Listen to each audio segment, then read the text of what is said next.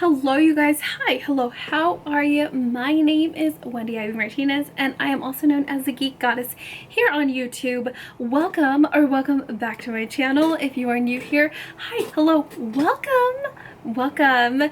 Today we are going to be talking about Book of the Month selections for June. Can you believe that it is already summer?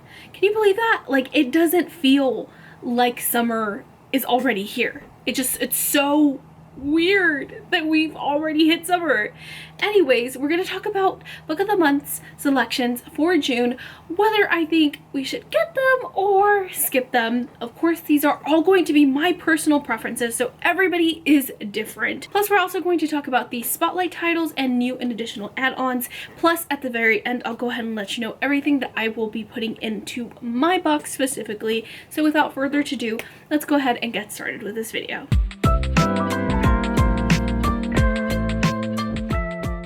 Okay, so Book of the Month gave us 6 different options for June, starting with the very first book here at the top called Honey by Isabel Banta. In 1997, we are following our main character, Amber Young, who basically gets the chance of a lifetime. It's literally a chance that millions of people would kill for, and that's basically to leave her small town and move over to Los Angeles and join this really huge pop band group back when like pop was first kicking off in the 90s, called Cloud9. And so she does so, and it is a coming of age story as she is like a younger person becoming a pop star and all these struggles that she had to face with, especially when the media is it's starting to be more like dominant in the industry, and you're starting to see like people trying to pick at any little thing, and any little thing can lead to a downfall and ultimately her being canceled. So we're seeing that. We're also following a few other characters. She meets another star who is like a singer slash dancer named Gwen, and then we have another boy from a boy band, a huge, like the biggest boy band group in the world. We're also following his story a little bit, and basically their inner struggles and having to be in the spotlight and what that means for them personally, how it's affecting them, you know, and also just, you know, the downfall that it can, any little mistake can have on you, especially when your light literally has a spotlight on you at all times. This one, I love the cover. Honestly, it gives me Daisy Jones and the Six vibes. So if you were a fan of Daisy Jones and the Six, you would probably really like this one. I can't say because I haven't read this one personally, but I have read Daisy Jones. That one was okay. I think I gave Daisy Jones a 4 out of 5 star, but looking back now, I kind of want to give it like a 3.5. But so if you liked that one, you would probably like this one. I might give this one a shot. I might add it, maybe. So that's going to be a maybe, we'll see. Okay, so the next story that we have is a romance, and it is called One Star Romance by Laura Hankin. And in this one we are following 2 different characters, Natalie and Rob. And if I'm looking down, it's because I'm looking at the synopsis on my phone. So we're following Natalie and Rob. They're total complete opposites. However, there is some physical chemistry there, and of course we have Natalie, who is the maid of honor for her best friend, and then Rob's best friend is marrying Natalie's best friend, so he's the best man, so he's literally the best man to her maid of honor. So they try to make it work up until an hour before the whole ceremony happens for the wedding, and Natalie finds out that Rob actually wrote a 1-star review on a novel that she wrote that she did a lot of hard work on, and that really pisses her off, and now she's already dealing with imposter syndrome. So now on top of that, she feels like she's dealing with this whole thing with Rob, and so she's feeling some type of way, and after that they obviously like start clashing and they do not get along. So after the wedding, they decide that they're going to avoid each other at all costs. However, unfortunately, that's not possible because as their 20s slips into their 30s, they are constantly meshed back together through christenings, housewarming parties, and just milestones of their best friends that they're sort of forced to interact. And so after a while, them constantly clashing into each other, even though they don't want to, has them talking and figuring out maybe they're a perfectly imperfect match. This one seems really fun. I love when books take place over a certain amount of like lifespan. I don't know what it is that I really love books like that we're not just following a few weeks or a few days, like we're literally following them through 10, 20, 30 plus years of life. I don't know what it is about those books that I really enjoy, but I like that. I don't know why, but I do. I really enjoy that. So I might be picking this one up if I don't pick up Honey. The next book choice that we have here is a historical fiction novel, and it is called The Lion Women of Tehran by Marjan Kamali. Yeah, so we follow one main character. Her name is Ellie, and she is 7 years old, and she has basically always been living the life of luxury in Iran until her father's untimely death, and then her and her mother are forced into a tiny little apartment building, and then Ellie goes from having this very luxurious lifestyle to having nothing at all. And so she's forced to enroll in this other school, and she meets a friend named Homa, who is obviously also not wealthy like she was before, and then the two of them become friends. But then a few years later, Ellie gets a chance to go back to her luxurious lifestyle and is enrolled in this like elite school where she is like top student there, and then soon her memories of Homa begin to fade until they reach adulthood and they somehow reunite as well. However, there's problems going on with Iran, and there's some turmoil there, and one of these girls' decisions is going to lead to a tremendous downfall. I'm not a historical fiction girly, so this might not be the one for me. However, it is a feminist tale, so that is something to keep in mind.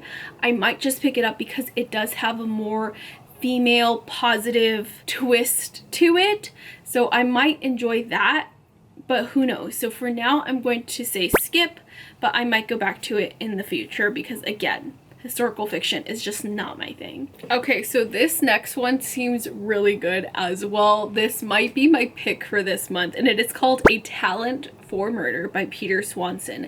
And in this one, we are following our main character, Martha, who basically is just, living the life, and then she finds a man who is a recent divorcee named Alan, and he seems really nice, he seems amazing. So then they end up getting married after a year, and a year goes by of marriage, and everything is great, it's fantastic, it's amazing, until Alan comes home from a conference and she finds a blood stain on his shirt. And this is a conference that he went to a major city on, and so she gets a little suspicious, and she starts keeping track of the different cities that Alan goes to visit on these conferences, and he noticed that at each of these cities, after he leaves, there's unsolved murder cases. So she's starting to think that she may have married a serial killer, and so she enlists the help of her friend Lily, and Lily has helped her out of a dilemma before with a past DA partner that she had. She helped her out of this predicament before, so she is willing to meet Alan, and when she does meet Alan, what she finds is something a lot more darker and wicked than she could have expected. Now, this book looks so good. We have like non-linear timeline, we have marital issues, of course, we have multiple viewpoints, so I'm really interested in this one. Honestly, the synopsis is really getting to me, and you guys know that I'm a huge fan of like serial unalivers. That's like my thing, so I kind of like it. Gives me like Dexter vibes. I'm enjoying this one. I might pick this one. So the last book choice from Book of the Month is called Margot's Got Money Troubles, and this is a literary fiction book by Rufi Thorpe.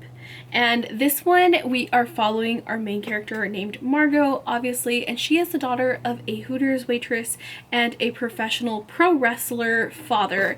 So at 20 years old, she knows that she kind of has to like make a path for herself. She has no money.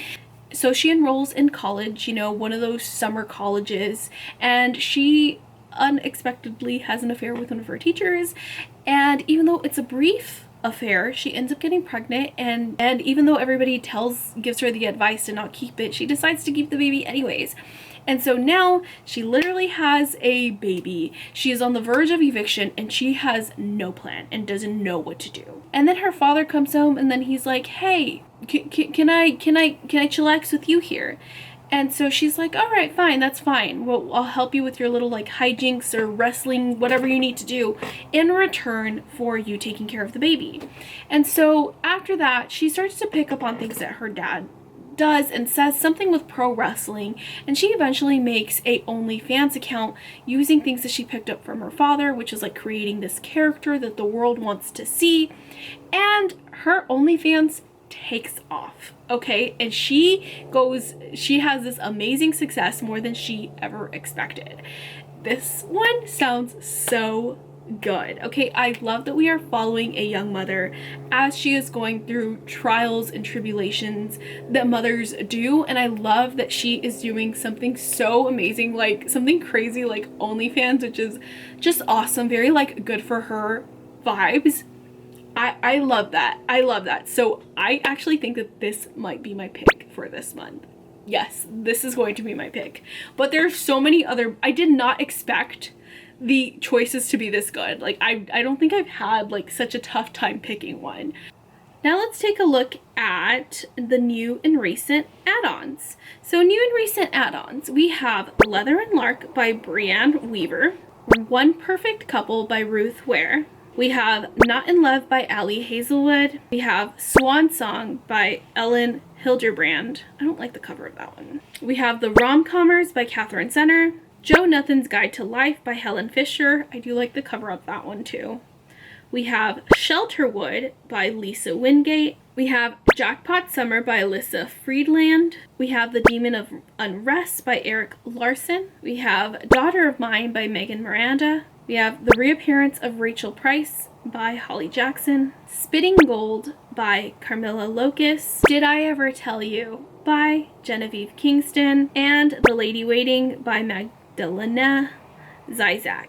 And of course there is The Familiar by Leo Bardugo, which I already have. Now for spotlight titles, we have Butcher and Blackbird by Brianne Weaver, Happy and You Know It by Laura Hankin, The Women by Kristen Hanna, Hello Stranger by Catherine Center, which I've actually already got, Heartless Hunter by Kristen Casarelli, which is another one that I also got, The 5-Star Weekend by Ellen Hilderbrand, don't like the cover of that one either, It Ends With Us by Colleen Hoover, Table for Two by Amor Towels, The Reappearance of Rachel Price by Holly Jackson, and Divine Rivals by Rebecca Ross. And lastly, let's get into the books that I have for my box. So for my book of the month, I chose Margot's Got Money Troubles by Rufi Thorpe, and my add-ons that I have added to my box are Annie Bob by Sierra Greer, Husbands by Holly Gramazio, and Leather and Lark by Brianne Weaver, because I actually already have Butcher and Blackbird, I just haven't read it. Those are all the book of the month choices, the add-ons, the spotlight titles, plus what I got. Let me know what you guys are adding to your box for this month. And yes, so I am so excited. And yes, I will talk to you in the next video. Bye!